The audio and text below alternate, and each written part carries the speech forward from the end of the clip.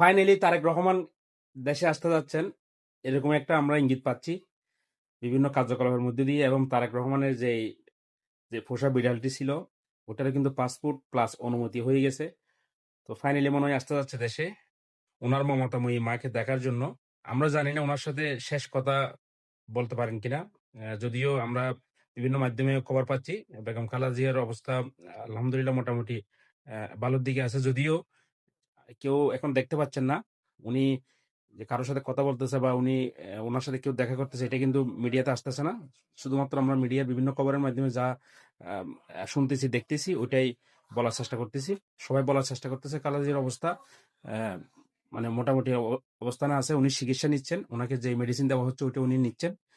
তো এটা থেকে বোঝা যায় আলহামদুলিল্লাহ মনে হয় একটু একটু ভালোর দিকে যাচ্ছে। তবে কিছু আলামতও দেখে আসলে খুবই আমরা মানে মর্মাহত হয়ে যাচ্ছি যে আপনার এভার কেয়ার যে হসপিটালটাতে ওনাকে রাখা হয়েছে ওখানে কিন্তু খুবই নিরাপত্তা আপনার জোরদার করা হয়েছে। সেনাবাহিনীর, বিমান বাহিনী এবং নৌবাহিনীর ৩ প্রধান কিন্তু ওনার সাথে দেখা করেছেন গতকালকে আমরা জানি। এবং আজকে আমাদের বর্তমান সরকারের আপনার প্রধান উপদেষ্টা ডক্টর মোহাম্মদ ইউনূস স্যার উনি কিন্তু দেখা করেছেন, প্রায় ২০ মিনিট ওখানে ছিলেন।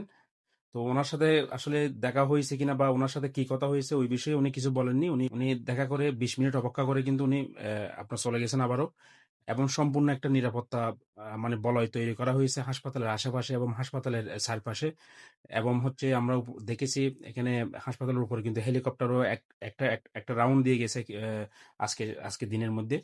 তো যতটুকু বুঝতে পারতেছি হয়তো আপনার তারেক রহমান আসতে যাচ্ছে খুব দ্রুত, এবং ওনার পরিবার সহ হয়তো আজকে রাতেও চলে আসতে পারেন অথবা আগামীকালকেও চলে আসতে পারেন। আর তারেক রহমানের আসার বিষয়ে আসলে অনেকদিন ধরে জল্পনা কল্পনা চলতেছিল। আজকে আসছেন, কালকে আসছেন, পরশু আসছেন, বিভিন্ন মাধ্যমে বিভিন্ন সূত্রে আমরা যে খবরটা পেয়েছি। তো এখন হয়তো ওই জল্পনা কল্পনার অবসান হতে যাচ্ছে। তো আমরাও চাই আসলে উনি ফিরে আসুক। উনি ছাড়া এই মুহূর্তে দেশের কান্ডারি আসলে আর কেউ নাই। একদম বাংলাদেশের জন্য মানে সুযোগ্য নেতৃত্ব বলবো এই মুহূর্তে।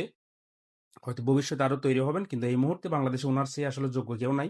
আমরা যতটুকু দেখতেছি, যতটুকু বিভিন্ন মিডিয়া এবং বিভিন্ন সংবাদকর্মী থেকে শুরু করে বড় বড় রাজনৈতিক ব্যক্তিত্ব, ওনাদের যে আপনার ওনাদের ভাষ্য মতে এই মুহূর্তে উনি আসলে যোগ্য। আর ওনাকে আসলে সারা ওয়ার্ল্ডের মানুষ চিনে এবং অ্যাকসেপ্ট করবে। ওইরকম মানে অ্যাকসেপ্টেন্স হয়তো বা আর কেউ পাবে না এই মুহূর্তে।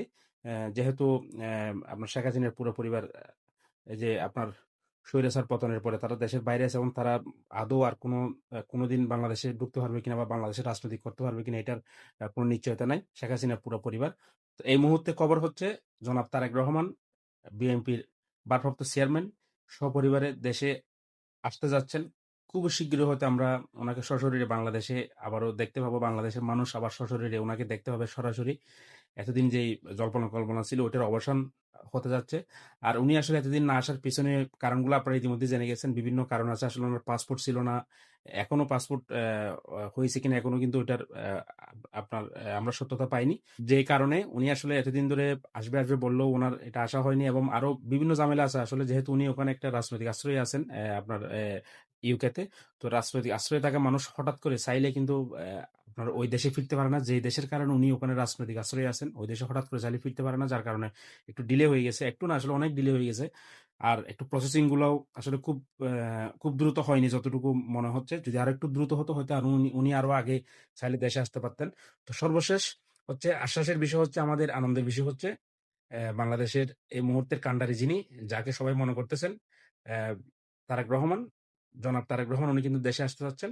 আমরা সব অপেক্ষায় আছি ওনাকে সাদরে গ্রহণ করার জন্য।